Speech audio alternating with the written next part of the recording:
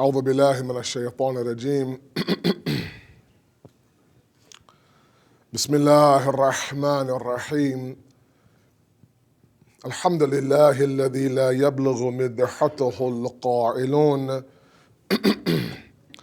ولا يحصي نعماءه العادون ولا يؤدي حقه المجتحدون الذي لا يدركه بعد الحمم ولا يناله غوص الفطن ثم الصلاة والسلام على أشرف الأنبياء والمرسلين حبيب قلوبنا وطبيب نفوسنا وشفيع ذنوبنا سيدنا ومولانا أبي القاسم محمد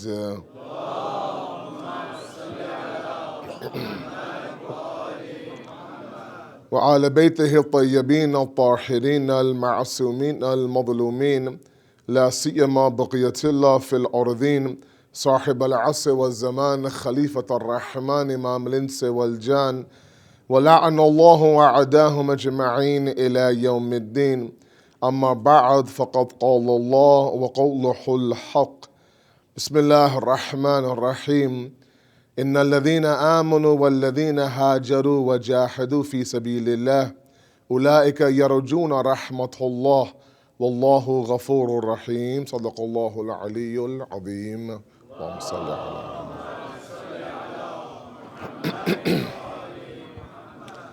From Enlightenment to Reformation has been our topic.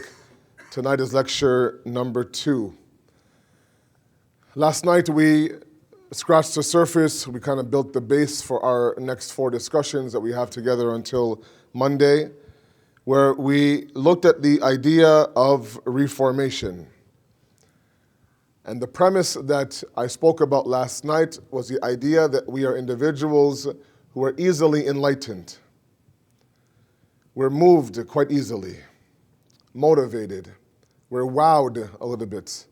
Sometimes by lectures on the member, sometimes by things that we watch on television or on our WhatsApps or on commercials.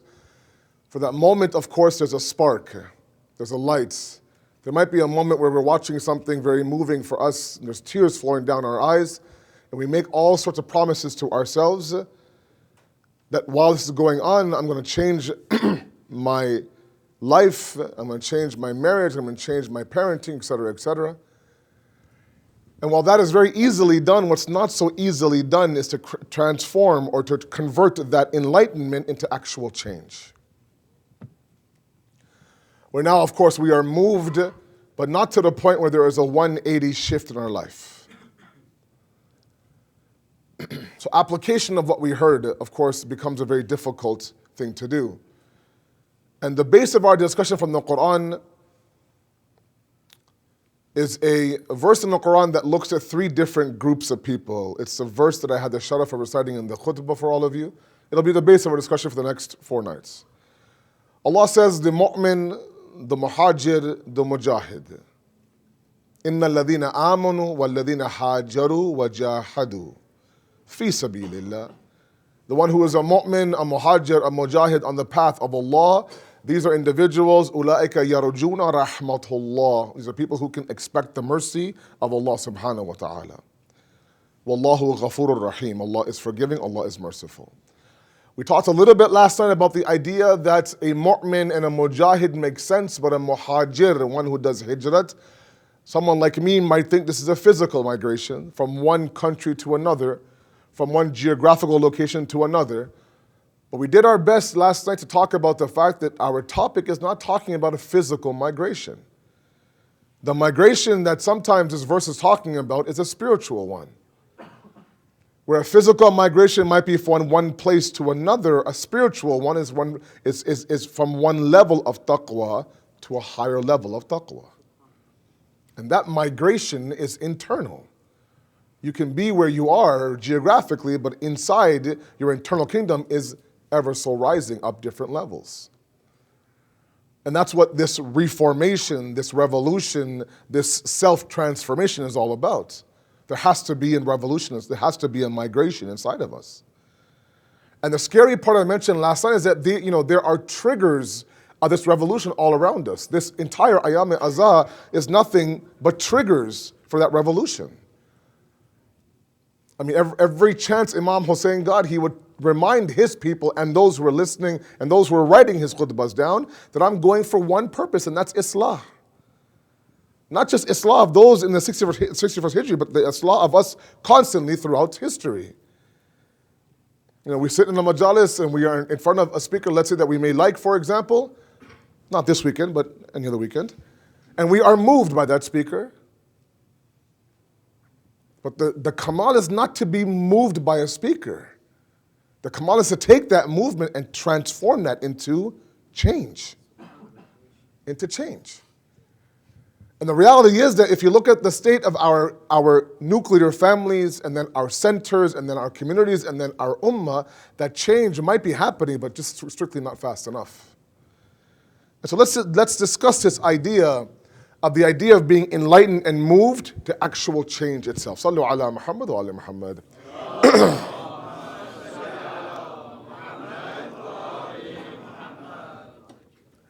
And as I promised you last night, today we'll look at the idea of those mawani', those blockages, those entities inside of us and outside of us that block this progress to change.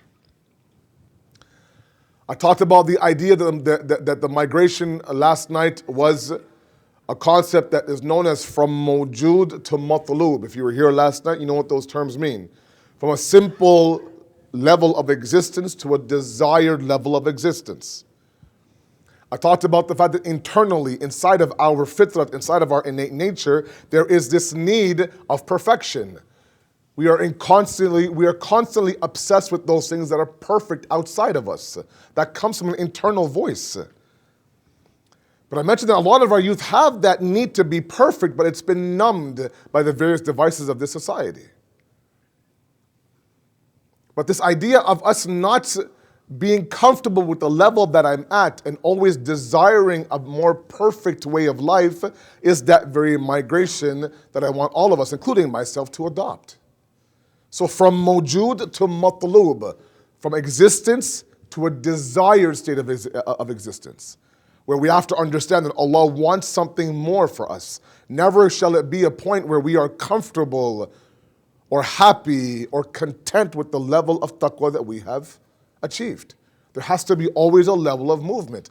The deen is a mutaharrik deen, it's a movement, it's a constant movement. Hadith says that a mu'min's yesterday should never be the same as his today, or her tomorrow for that matter. There has to be even incremental changes. And the reason why sometimes it doesn't happen, and we'll expand on that a little bit today, is because especially these millennials today, they want that absolute dynamic, history-breaking, monumental change overnight.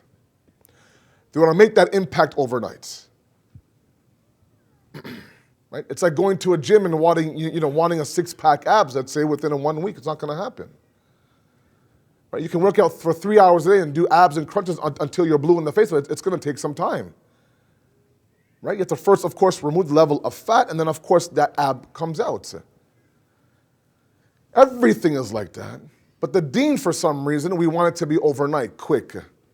And when we don't see that level of impact that we want, we leave it. Because we're all about the impact nowadays. We're all about this idea that, where can I have the biggest and the most impact? So that's where we are today at this stage. Now there are two factors, there are many factors, there are two factors tonight at least, that block our progress to change. It's not like we don't want to change. I don't think anybody here can ever say, yeah, I'm good where I am in terms of my taqwa and piety. In fact, I'm quite convinced that I will make it into heaven. If any of us have that thought in our head, then there's a long way to go. Because we should always be looking at ourselves as nothing but a servant and a slave of Allah subhanahu wa ta'ala. And the slave is obsessed with what? Pleasing the master. And he spends his last dying breath in pleasing that master. Never once does he sit there and say, you know what, the master is pleased with me. The moment he does that, he becomes complacent. Now he stops serving that master, and the master can recognize that there's a change in my slave today. So there has to be more of a change. Now, two factors. One we'll discuss is pride, one is ghafla, heedlessness. Both of them are huge factors as to why we're not quite at the level of change that we want to be. Sallu ala Muhammad wa ala Muhammad.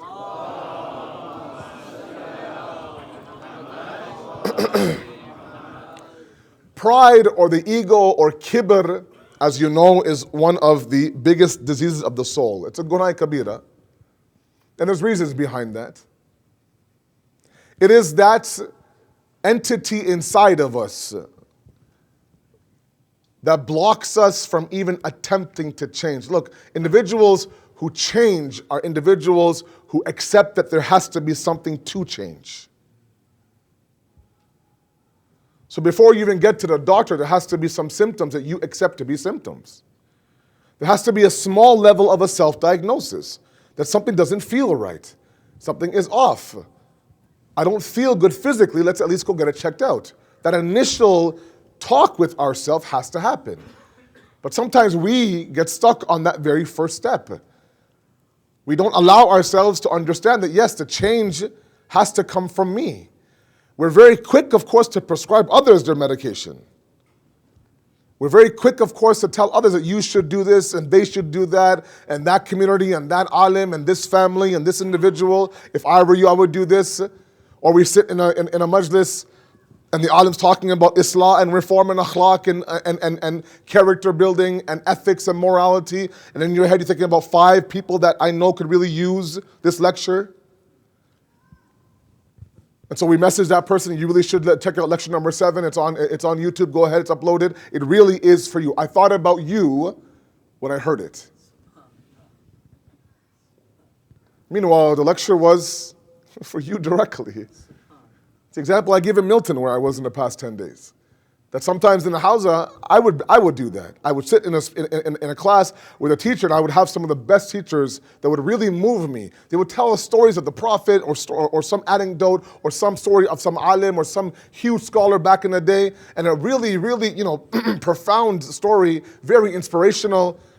I would leave the class, I would find somebody that I know in the hallway, I'd say, wow, you know what, I just heard this great story about this Fulan Sheikh, or this Fulan, let's say, Alim, or this Maulana, let's say, for example, and I know the people back home would love this story.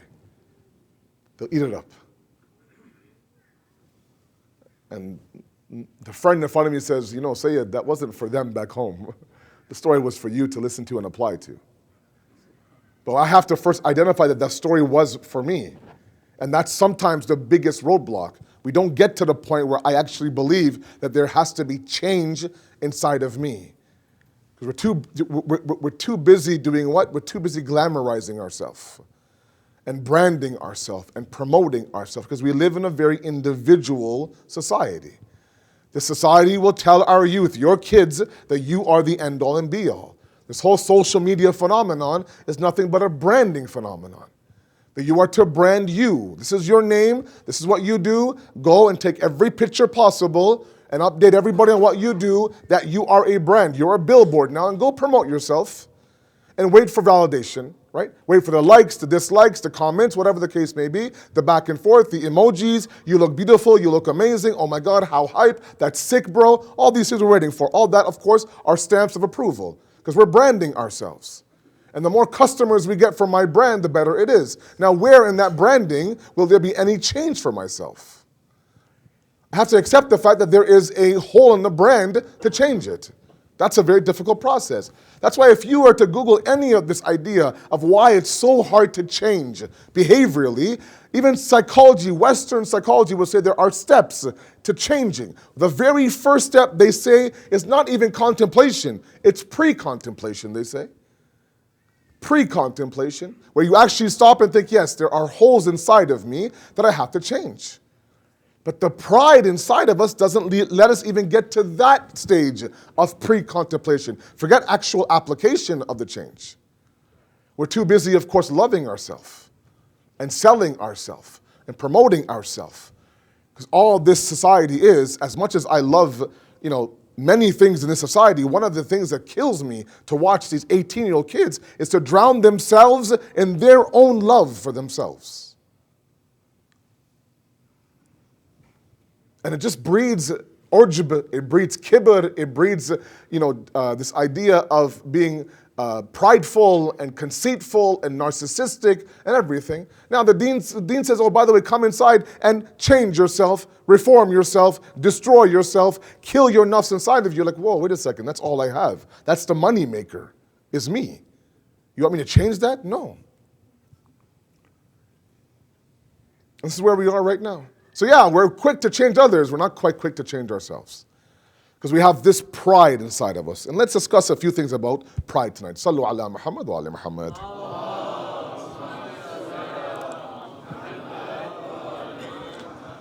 Because the reality is, and I'm sorry, it might be a little bit of a sour pill to swallow, or harshness, and you may not be back tomorrow, I don't know.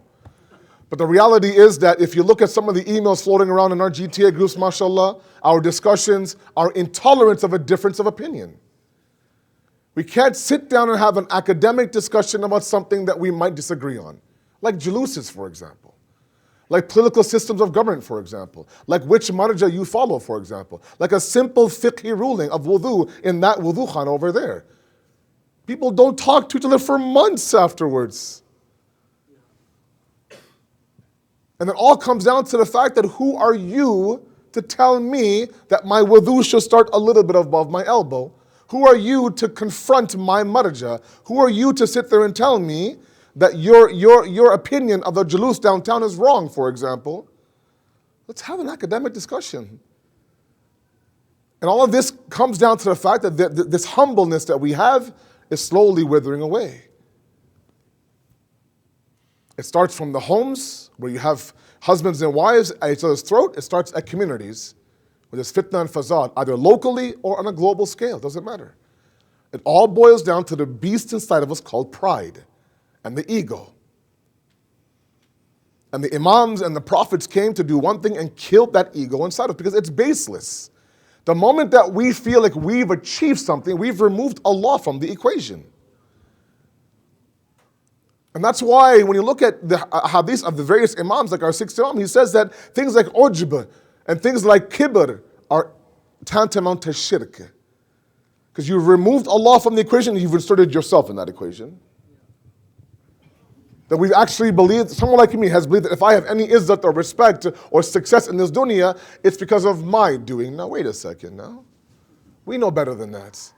The Quran says, وَلِلَّهِ لِعِزَّتُ. Izzat is the exclusive property of Allah. If any entity deserves izzah in this universe, it's Allah and nobody else. Now He chooses to give that izzah to whoever He wishes. Either the Prophet, the Quran says, or the mu'mineen, or the believers. So if we have an ounce of respect in this community, either through our career, or our profession, or our bank account, or our last name, or the fact that we're on this minbar, doesn't matter. All that comes from Allah. As quick as He gives it, He can take it away that quicker. Be very, very careful not to allow ourselves to start feeding ourselves this rubbish that, you know what, everything that I have achieved. Allah had nothing to do with it. That's a Mu'tazili approach. The Mu'tazili are those individuals who believe in absolute free will. Yes, we're not predestined, but free will to the point where we are independent from Allah subhanahu wa ta'ala. And you and I know better. The Shia came to say, look, neither are we free nor predestined. We are amra bain al-amrayn. We're a path down the middle. There's the elements to us that, of course, we achieve or we do. There are elements, of course, that come from Allah subhanahu wa ta'ala.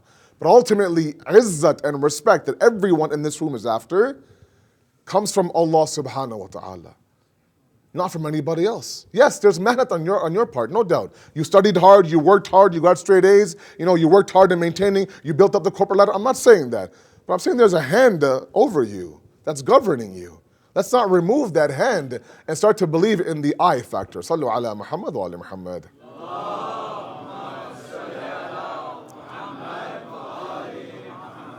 You look at some of the verses of the Quran and some hadiths, they're very scary. Imam Jafri Sadiq alayhi salatu wasalam,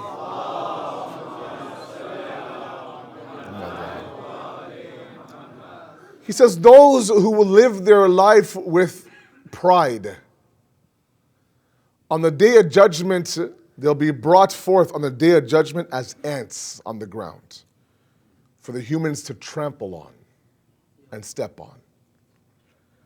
These are people who were high and mighty in the dunya, and they're beneath the feet in the day of judgment. Or when Allah says, كَذَلِكَ يُطْبَعُ اللَّهُ لِكُلِّ قَلْبٍ مُتَكَبِّرٍ جَبَّارٍ. Allah is the one that puts a lock or seals the hearts of those who are the mutakabbir, those who are prideful.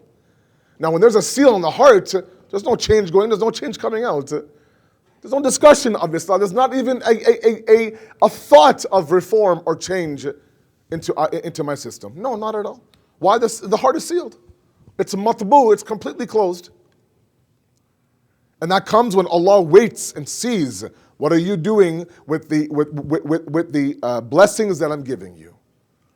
If I've given you, let's say, for example, a very lucrative profession. You're a doctor, you're a lawyer, you're an engineer, you're a businessman, you're running a very successful business, multiple businesses, let's say, for example. You have multiple properties up and down North America, let's say, for example. All done halal, all through your effort, all through your mahnat, everything. And mashallah, you are living financially very well. You're very comfortable financially. Nothing wrong with that. As I've said many times, and I'll say it again, Islam has no problem with achievement. It has a problem with attachment. Achievement is great. Islam promotes achievement. Achieve greatness. Achieve great marks. Achieve a profession. But don't attach yourself to that. It's time to go. It's time to go. It's time to cut off ties. Cut off ties with your mansion, with your car, with your accounts, with your stocks, with your properties. All that one by one. It's time to go. It's time to go.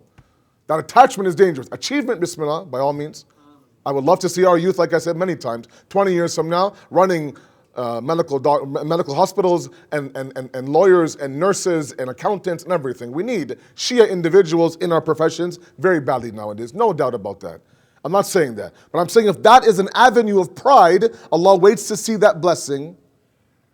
Now, a lot of us think for a moment, myself included, that I must be doing something right if Allah keeps giving me and giving me. That means that, okay, I'm good.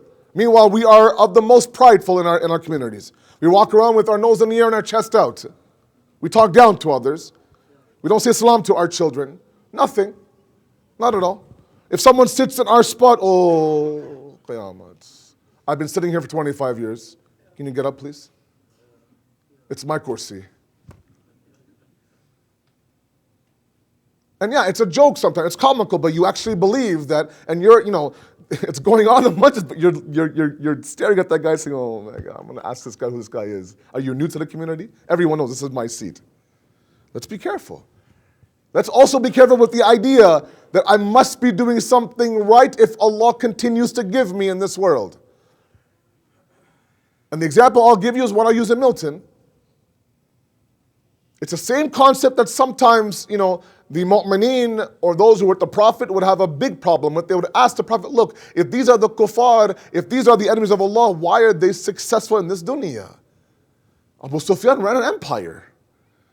Muawiyah had Shamat. There were many countries under Sham. Sham is not today's Sham. Shamat is 4 or 5 countries, huge acres of land, all under the control of Muawiyah. And you know Muawiyah's character. So how could it be that Allah continues to give this individual all this dunya success, and we see our imams that say mazloom upon mazloom upon mazloom? And it might be today's youth questions, I don't know. That these Hollywood actors, mashallah, they get millions of dollars just to show up at a party. These athletes get paid millions to shoot a ball through a hoop, to wear somebody's shoes, to drink a Gatorade for a 30-second commercial. You get paid millions. And their life is that of taghut and kuffar against every aspect of Islam. How do you explain that? What would you say to your child if they said that? The Quran, alhamdulillah, has addressed this issue, where Allah says, do not misunderstand the idea of the respite given to Allah to these people. Allah keeps giving them to the point where they're using that shovel Allah gives to dig their grave deeper and deeper and deeper. The example I'll give you are of 2 dogs. 2 dogs. Sallu ala Muhammad wa ala Muhammad.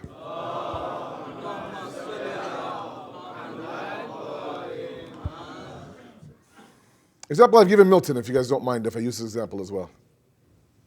So I want you to imagine there are 2 dog owners taking their dogs for a walk. Okay? The first owner has a leash of 1 foot, the second owner has a leash of 100 feet. Okay? 1 foot, 100 feet. Very carefully. The first thing the dog does when he gets out of the house is that he tests his leash. He goes bolting out the door. Now, the bachada 1 foot guy doesn't get very far. He can't even get his second foot in, and he gets yanked back. He's okay. So now he knows for the rest of the walk, I have this much room to wiggle with. Okay? The 100-foot guy comes flying out the gates. Gets to 10 feet, to 20 feet, to 40 feet, to 50 feet. He's like, whoa, I don't think I have a leash on. 60 feet, 80 feet, 95 feet. This dog is flying down the road, thinking, oh my God, azadi, azadi. Freedom and freedom. And he's getting momentum. He's flying. Look at me, I'm leashless. I have no leash, this and that. My owner is a fool. I'm out. I'm gone. Until the 99th foot hits. He gets yanked back. And that yank is severe. Why? Because the momentum is severe as well. As compared to the 1 foot dog that didn't get very far, the yank wasn't very hard at all. But the moment that the dog thought for a moment, you know what, I'm free, the yank is back. Allah gives these individuals 1,000 feet of a leash. Go. Build momentum. Run for as far as you can. Make as much money as you can. Do as much haram as you want. Go, thinking, you know what, I'm free. I'm azad. No problem. Once that leash hits, that's deadly. Let's not be of those individuals who think for a moment that I must be doing something right. I'm not saying that we are those individuals. But sometimes pride has a funny way of playing with our minds. Where I think to myself, you know what, I'm doing this much for Allah and for the community, and also, of course, I'm doing this as well in terms of my career as well. And we think for a moment that, you know what, it's because of me that this happened, because of me these 4 walls are up, that expansion is my idea, this azakhana was because of me, this and that, this member, I was the one, and all these things enter inside of our head. And we actually believe what I did was good, and no doubt there was good, but shaitan got in and of course attacked it. Let's be very careful. Because pride, if you look at the actual root of pride, it's from shaitan himself. The first being to be prideful and mutakabbir was shaitan. And look at the way that he would talk to Allah subhanahu wa ta'ala. In Surah Al-Araf, in this very famous talk between Allah and shaitan, very quickly, Allah says, look, you are ikhraj from my garden. You're out of my garden. Get out, you're done. Then shaitan says, قَالَ أَنذِرْنِي إِلَى يَوْمِ يُبْعَثُونَ. I want respite. I want some time. Until when? يَوْمِ يُبْعَثُونَ. Until the day of rising, the day of judgment. Allah says, قَالَ إِنَّكَ مِنَ الْمُنذَرِينَ. You are of the respited ones. I've given you time. You've heard all this since you're a child. And the moment that Allah gives shaitan that time, because shaitan knew that, look, I have X amount of worship in my account that I want to cash out with a God. I've worshipped him for thousands of years, sincerely. I was that jinn, I was that worshipper, I was the abd of Allah, I was flying towards Allah, and then Adam comes. This new kid on the block comes and ruins everything. He knows that these 4,000 years of worship, Allah owes me a reward. He says, you know what, I want time. Don't banish me, don't cage me, don't send me to the hellfire. No, I want time. Give me time until the day of judgment. Allah says, no problem, I'll give you time. And then he says, قَالَ فَبِمَا أَغْوَيْتَنِي. Very carefully. He says at that moment then, on his way out, if you can picture this for a moment now, you know, he's out, he's 1 foot out the door, turns around, says to Allah, oh, by the way, Allah, أَغْوَيْتَنِي. This is your fault.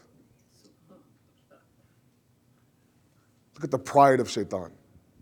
Kicked out of Allah's kingdom. He is the one who didn't do sajda to Adam. On his way out, 1 foot out the door, turns around and says, oh, by the way, this is all your fault.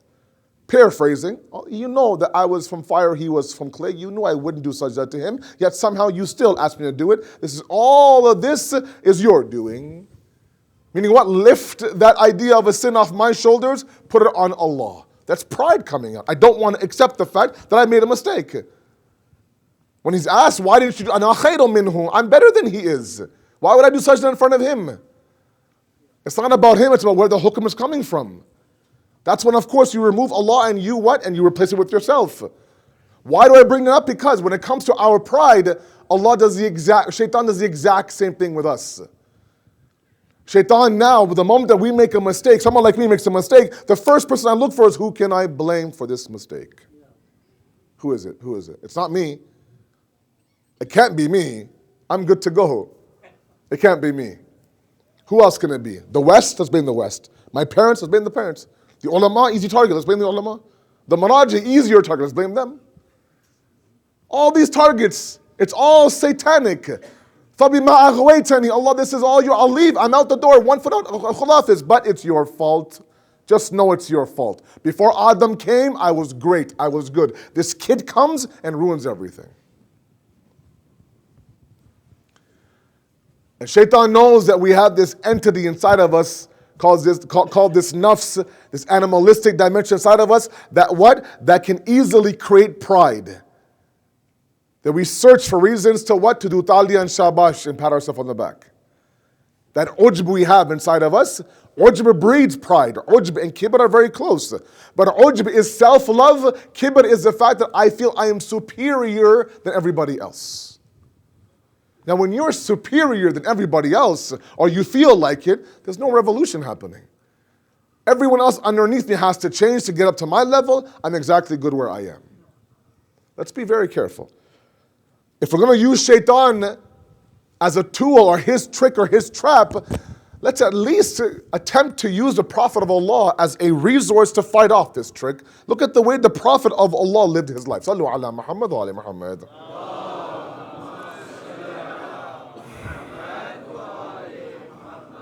The Quran says he is uswatun hasana. He's an excellent example for you, a beautiful example for you. I often say this, I'll say it over and over again, to my youth especially. Sometimes I feel, maybe I'm wrong, that our history of Islam starts at Ghadir. There's a whole 23 years before Ghadir that are extremely crucial for us to understand and know. A lot of you ask me about history books. There are many things, but start with the Prophet's prophethood. That 23 years is incredible. So many lessons from those 23 years of his prophethood. This was a man, as you know, who was the greatest creation of Allah, the Habib of Allah. Nobody else he loved more than a holy prophet. He used the prophet, of course, to perfect his deen. He was the seal of 123,999 prophets. All of those prophets led up to this one prophet of Allah. Allah chose his kalam, his wahi, his words to go down on this man's heart. Okay? There's no shortage of a level of the Holy Prophet. And look at the way this man lived his life. And I ask all of you, if you have tonight told yourself or had this talk with yourself that, you know what, maybe it's me he's describing up there. Maybe I am the one who's riddled with pride. And I'll come to a solution in about 5 minutes. But part of that solution is look at the way he lived his life. The Prophet would get upset at his ashab who would stand up when he entered the room. The Prophet would choose the lowest portion of any ground to sit on. If there were levels, he would choose the lowest. If a man walked in who didn't know who the Prophet of Allah was, and in a room like this, he could not tell which of these men were the Prophet of Allah. There was no khas libas. There was no golden abba, no big green turban, no huge entourage around him. Nothing. You wouldn't know. He would refuse to ride on his animals with saddles. He would choose a donkey over a horse. He would sit in and he would eat with the poor. He constantly say that I am a slave in this world. I want to eat as a slave. I want to sit as a slave. He's a man who had the entire kingdom at his disposal. He conquered the Arabian Peninsula. He had big shots like Abu Sufyan fear him, come and kneel down in front of him. If anyone had the right to be full of himself, it was the Prophet of Allah.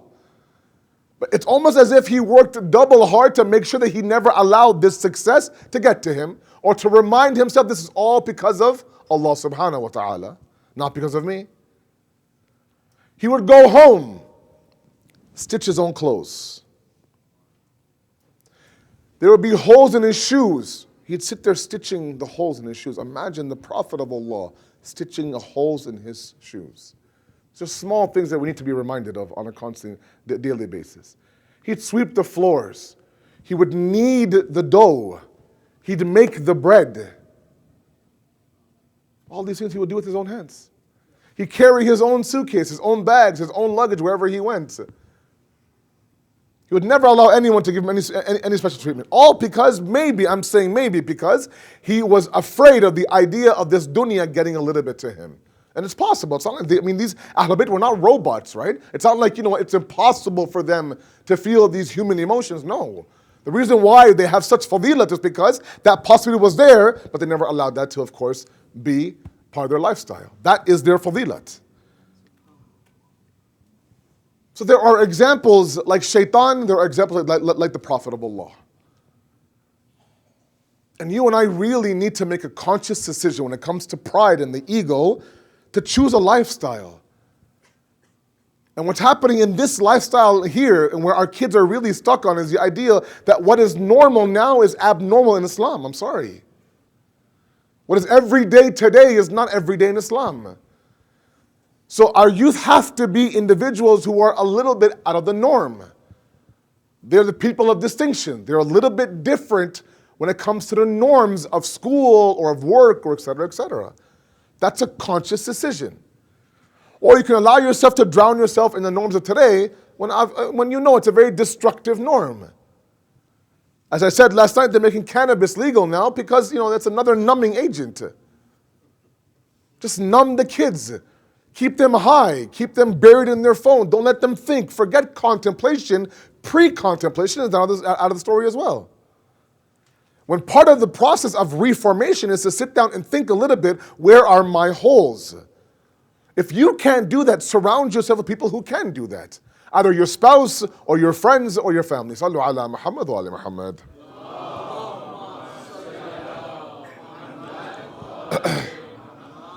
So I ask you, one of the things that the ulama say about pride is that if you feel for a moment that, am I prideful?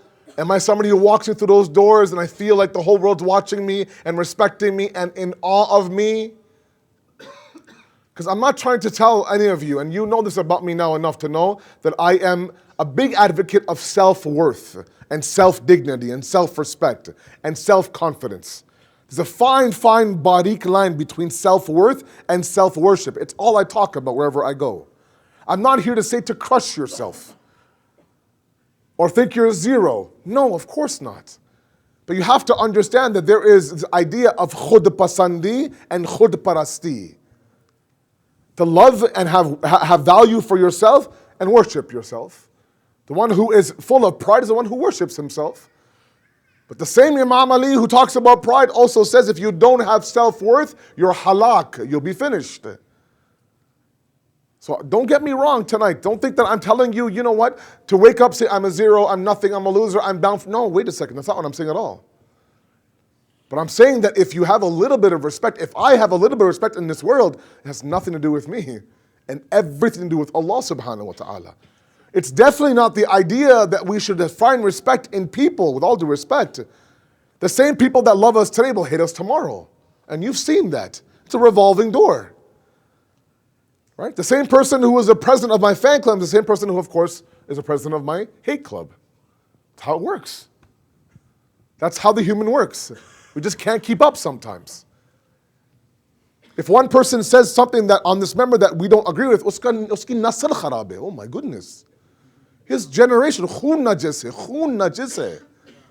Because there was a 5-minute video that maybe you didn't agree with. So all of a sudden now his dada pardada, they're all, mashallah, out. Up until that video, mashallah.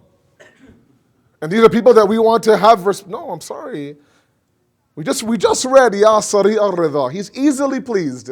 So let's convert the idea that let's get his pleasure, let him inject us with respect amongst the people, not the other way around. Sallu ala Muhammad wa ali Muhammad.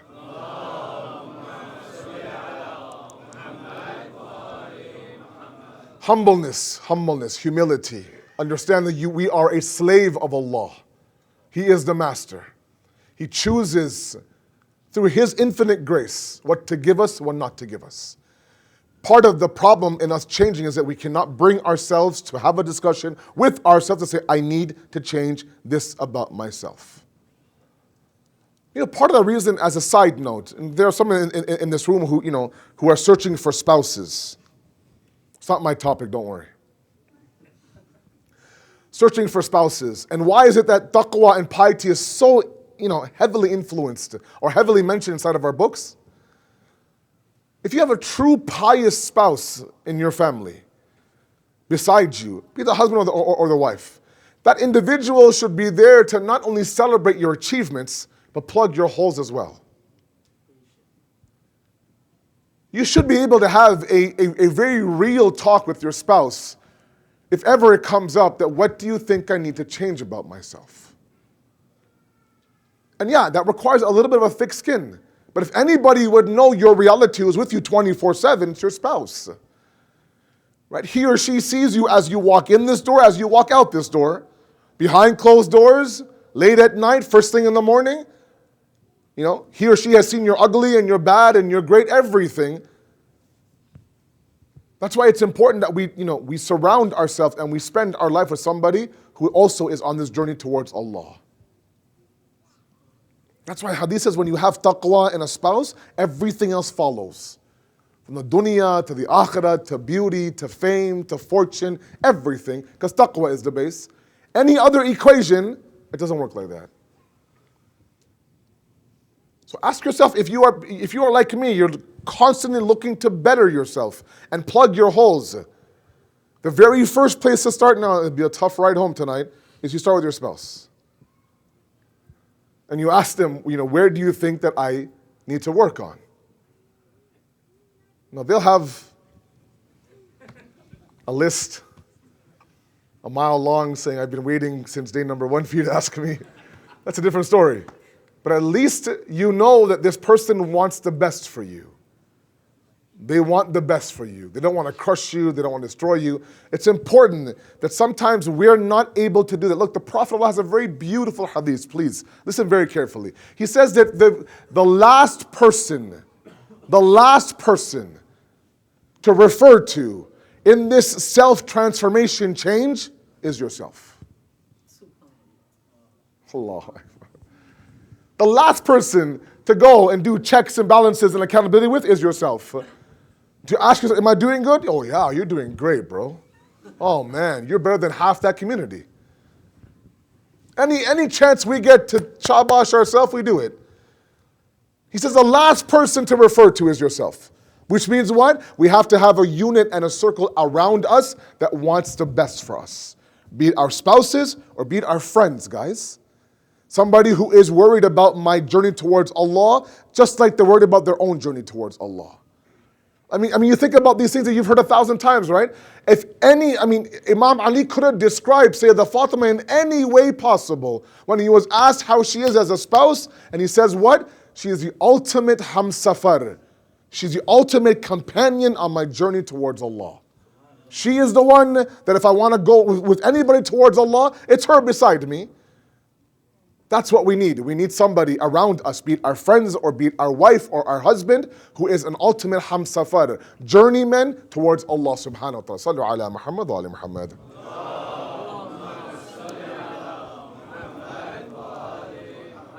So ulama say one of the biggest reasons why we can't turn on the change switch, why we're comfortable, why we're complacent, why we're okay, is because our pride refuses to let us even crack that surface.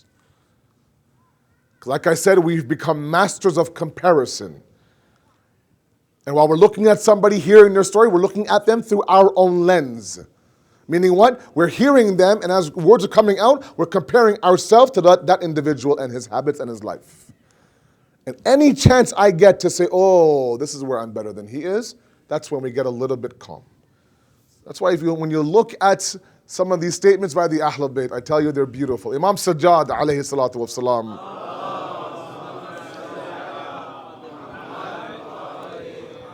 and these are all things you've heard. He says, oh Allah, in Dua Maqam al-Akhlaq, oh Allah, when somebody elevates me outside of me. Yeah, lower me that much more inside of me. Don't allow my insides to elevate with my outsides. Because people don't know my reality. People don't know. Yeah, they see a Ma'soom Imam, that's different. But you and I, for example, they come in tarif upon tarif, kya baat hai, shabash, mashallah, oh. And you're like, yeah. And as he's elevating you, you're also elevating yourself. Wait a second now. He is going up, you go down as well, because you know your reality. Just to balance it off. Otherwise, what ends up happening is that we start floating off the air. Our head becomes huge, our chest becomes bigger. And that's, of course, when this road towards transformation stops. So pride is the biggest factor why, sometimes the biggest factor, why this reformation doesn't happen. While we are content with being enlightened, we're content with being wowed, we're content with being, oh, what a sick majlis that was. That's great. But to convert that into change is a very difficult process because there are entities blocking that avenue towards change. The second one, very quickly in 5 minutes, is the concept of ghafla, is heedlessness. And this one, we're sincere. There's no pride, there's no ego, there's no takabbur, there's no ujb, nothing. We're just forgetful human beings. There's too much going on my plate. So yeah, while I'm sitting here in a 45-minute to an hour lecture, I'm in tune, I'm listening, it's quiet, my phone's not going off, there's no emails, there's no this, there's no that, no distractions, no kids maybe perhaps, I'm able to focus. At that moment, I can be in tune with what the alim is saying, no doubt. Great. You might even sit there and take some notes, even have some internal talks with yourself that maybe I can start to apply what he's saying right now. And that's fine and all as long as you're in this room. You leave this room, you get to your car, you drive home, it's all gone. Happens all the time. It's heedlessness. It's not conscious, right? It's not like, you're doing it out of enmity for me or anybody else. It's just the fact that this dunya now ends up drowning us. There's 1,000 things on my plate. I have to worry about tomorrow's Friday. And Friday means this and that, and my work meeting, and then Jummah, and then Friday evening, and then the weekend comes. I have a Saturday majlis and a Sunday, and then all of a sudden everything. That 45-minute lecture where you're completely in tune with is all gone. And ghafla, of course, is a disease of the soul. And there are solutions for that. Everyone is, even me, I'm riddled with ghafla. I have so many self-talks with myself. Wallahi from tomorrow, wallahi from tomorrow, wallahi from tomorrow. And tomorrow never comes. And one of the ways, very quickly, if ghafla is heedlessness, the opposite of that is dhikr, is remembrance. I don't mean that thus be in your hand. I mean that we need to attach ourselves to a place where at least once a week we're reminded of Allah subhanahu wa ta'ala. I ask you, especially my youth who live in this area in the West, let's say, anywhere in GTA. I always say, I've said it here on this very member several times. I'll say it, I'll keep saying, these things are good to remind myself first. It's impossible sometimes to break this mold of heedlessness if we don't have a constant reminder of what the overall goal is. Once a week, Shab-e Jummah, Thursday, come, sit on this carpet, read Du'a Komel, maybe, attend a short lecture by the alim, be reminded of a few things, maybe those things of your notes from prior will be jolted again, reminded of you, and you go. You do that enough times and change starts to happen. This idea of once a year, twice a year, 3 times a year, only on the major events will I come to the actual building, that's not enough. We need to carve time out. Schedule your day so Thursday evenings, 2 hours, I'm locked at Masamin Center, or I'm locked at my respective center. Now you sit there and tell me, that center is fitna, there's issues there, it's dirty, no parking, it's in Urdu, blah, blah, blah. They never start on time, the tea is no good, I don't know. All of that, of course, are secondary. What's primary is that you're trying to fight ghafla. You're trying not to be a ghafil human being. Like I said last night, these triggers and triggers and triggers for us will stop eventually. Allah will say, look, I gave you ample opportunity to change. I give you this trigger and that trigger and this trigger. You lived 5 minutes from the center. And you only came, let's say, on the big nights. 5 minutes down the road. They say what? The man closest to the church is furthest away from God, they say. That's a saying, it's a reality. And there's some of you who drive half an hour every Thursday night to be here, for example. It's amazing. But I can tell you, to my youth, if you guys want to get anywhere with Allah, if you want to prepare yourself for Imam al-Zamana, if you really want to continue this Azadari with Hussain ibn Ali, you cannot do it without attaching yourself to a community. You can't do it without being a regular in a community. I know exams, I know reports, I know school, I know a lot of work, no doubt. Somehow, if you can, to carve out 2 hours on a Thursday night for the center, it's going to make a huge difference. I know youth my age. Me, myself, I fell in love with Islam through my community. And it was all Urdu back then. It was 2 hours. It was all Urdu back then. A small little cold unit rented out in some Markham area. You know, we converted into some farshazah, some dirty carpets, this and that. We did our best. But I can tell you that you will not get anywhere, or you might get somewhere faster if you are a regular inside the community, outside the big nights. Yeah, this hall right now is full. It'll be full until Monday. Then Tuesday, of course, it'll be the angels, like I said at GCC.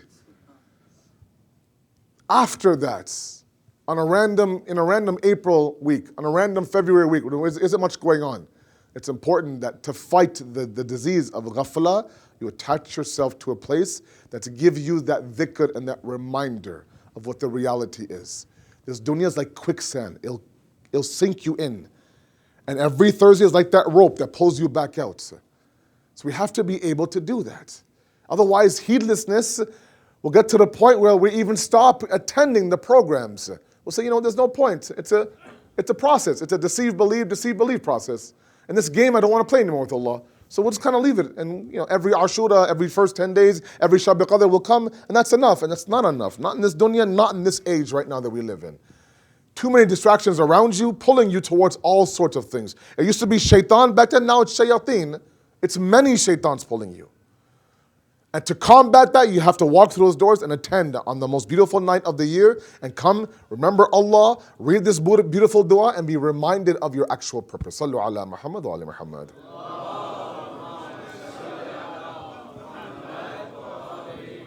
Because like I said last night, if we have any idea of this idea of the deen whatsoever, and this concept of being deendar and mazhabi and religious, it's due to the sacrifice of Imam Hussain and his family.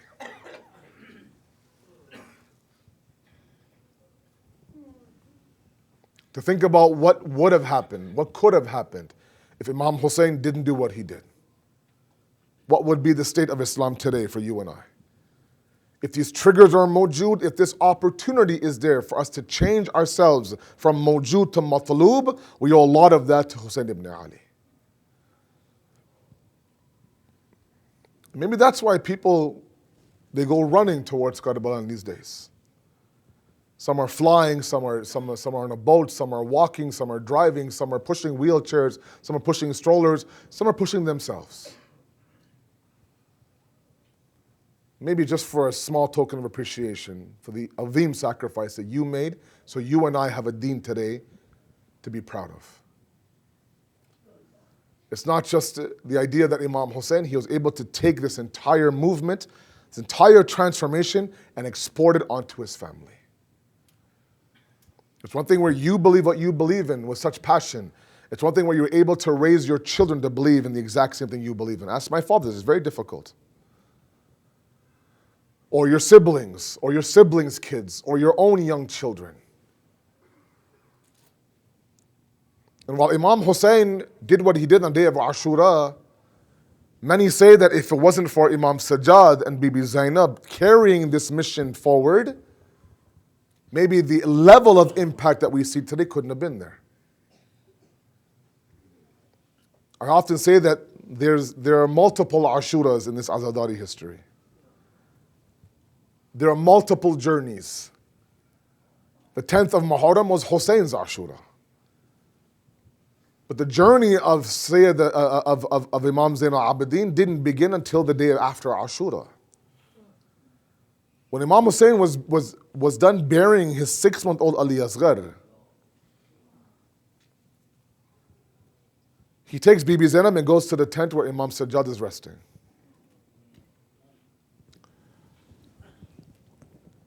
Imam Sajjad is in and out of consciousness because of his sickness. And Imam Hussain, the history books say that he went to wake up Imam Sajjad. And he said that when Imam Sajjad opened his eyes and saw the state of his father, that he was a man in front of him, his beard was white, his back was a little bent, his eyes were glazed, blood of Ali Yaskar on his face, zakham upon zakham on his body. And this is all one morning from the Fajr of Ashura till the Asr of Ashura. Imam Sajjad opens his eyes, and even some books say that he took a moment for him to recognize this was my father. And as you know, he looks at Imam Hussain and says, Baba, aina Habib, Baba. Where is Habib? Aina Muslim. Where is Muslim? Aina Aliun Akbar. Where is my brother Ali Akbar? And he would list man after man after man, and Imam says, Ya bunayya qad qutil, Ya bunayya qad qutil, Ya bunayya qad qutil. Oh my son, they've been killed. Oh my son, they've been killed. When finally he says, Baba aina Abul Fazl Abbas. Where is Abbas?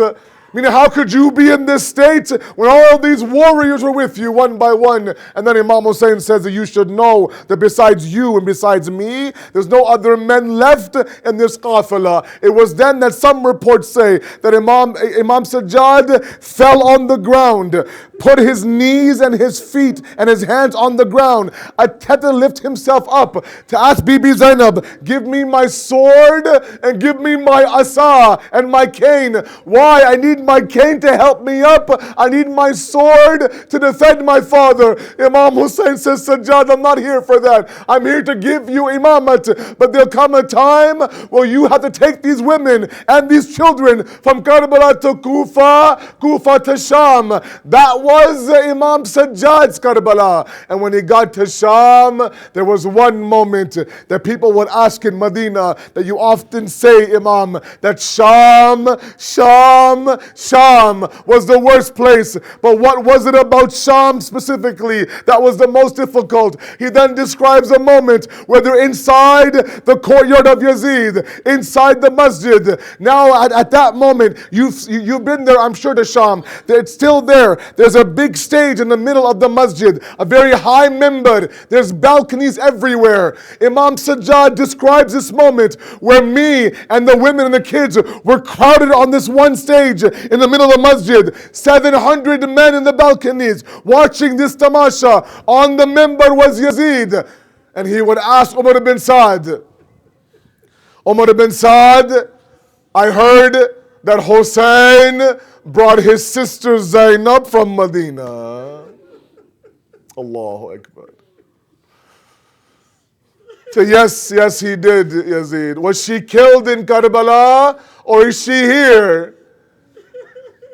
Imam Sajjad is now describing the most difficult portion of Sham for him. The bazaar is not there. The zindan is not there. This is the moment Imam Sajjad says was the most difficult. Yazid says that I want to speak to her. Separate her from the rest of the group. Imam Sajjad says, woman by woman, child by child, they would whip the women to drag them away. Nobody wanted to leave Zainab. There came a moment where Zainab, Kulthum, Fizza, and Imam Sajjad were there, all protecting Bibi Zainab. But one by one they would drag them until Imam Sajjad says that I was there and my Pupi Amma was there, Zainab. And they began to whip me and drag me. And then there came that moment where my Zainab stood there alone on that stage. And Yazid then turns to her and says, can you tell me what your name is?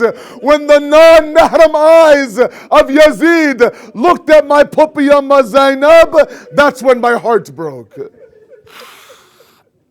سيعلم الذين ظلموا أي منقلب ينقلبون إنا لله وإنا إليه راجعون. ماتم حسين يا حسين.